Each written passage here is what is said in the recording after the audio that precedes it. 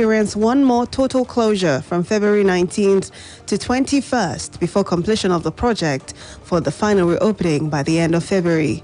He said that the Federal Ministry of Works and Housing regretted the inconvenience the extra days may cause Lagosians. He said that the concrete would require between 3 to 4 days setting before the final preparations to finally reopen the entire bridge to traffic. These processes, he said, could drag to the end of February when the highway would eventually be opened. The federal government has put the country's earnings from the export of cashew at $500 million and stated that this was supporting about 500,000 families across the country. Minister of Agriculture and Rural Development Sabo Nanono disclosed this in Abuja when he signed a memorandum of understanding with the United States Department of Agriculture West Africa Pro Cashew Project. The Federal Ministry of Agriculture and Rural Development said in a statement issued in Abuja by an officer in the press department, OK Juliet, that the project would be for the development of the cashew agro-industry.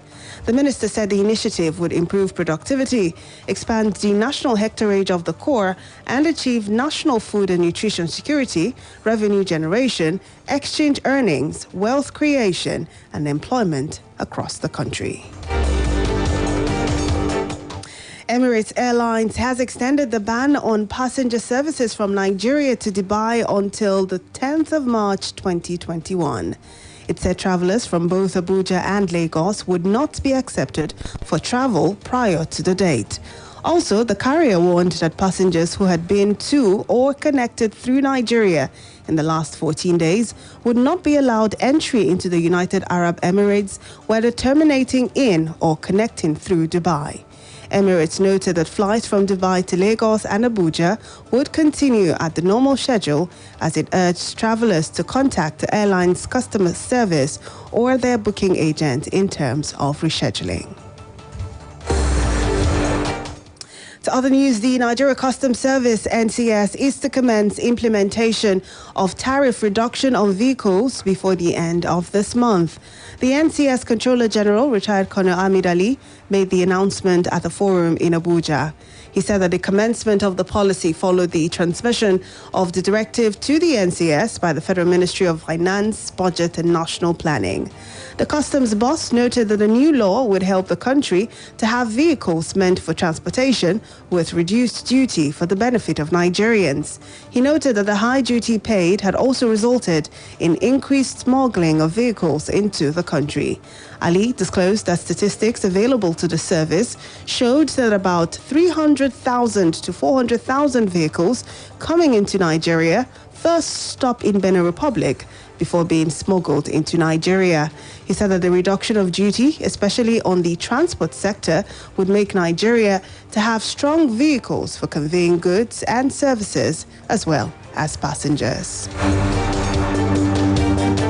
Foreign investors pulled out a total of 1.01 trillion naira from the nation's stock market in the past 2 years.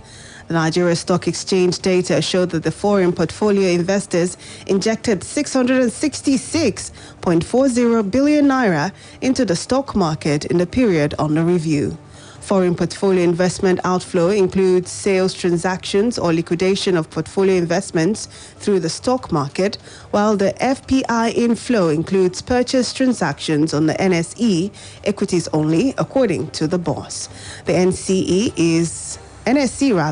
in its latest domestic and foreign portfolio report, said foreign outflows stood at 481.93 billion naira in 2020, compared with 523.42 billion naira a year before. The NSE said total domestic transactions accounted for about 74% of the total transactions carried out in 2020, while foreign transactions accounted for about 26%. Well, it's time for us now to link up with Femi Ojo for Stock Exchange reports. A lovely morning to you out there. Here is a summary of trading activities on the floor of the Nigerian Stock Exchange for last week, Friday, the last day of trading last week. The Osho Index at the close of trading dropped by 1.40% to close at 40,439.85 basis points. over 5.1 billion unit of shares valued at over 395 million unit of shares valued at over 5.190 billion naira was traded in 5,321 deals. We have the equity capitalization at the close of trading summing up to over 21.1 trillion naira. I look at the top three gainers for the close of trading last week. We have UAC Properties topping the gainers, Park gaining 7 kobo to close at 80 kobo. Lenka Short gaining 5 kobo to close at 59 kobo, and Japao Gold gaining 6 kobo to close at 71 kobo. For the decliners, we have Livestock topping the losers pack, losing 22 kobo to close at 2 naira 3 kobo. Anyhem lost 22 kobo to close at 2 naira 5 kobo, and Boa Cement lost 5 naira 70 kobo to close at 73 naira 30 kobo. For the major players, we have Zenith Bank top on the pack, trading over 55.6 million units of shares.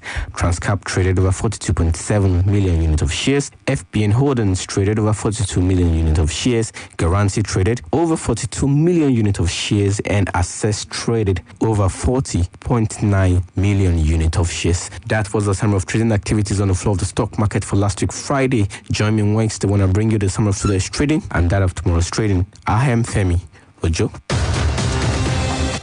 Many thanks, Femi, and that's it on Business Splash for today on Splash 105.5 FM, your integrity station. Join us again on Wednesday for another edition.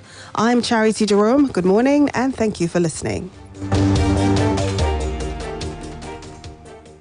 Quick, charge at 240. Hot news, cool vibes, sports,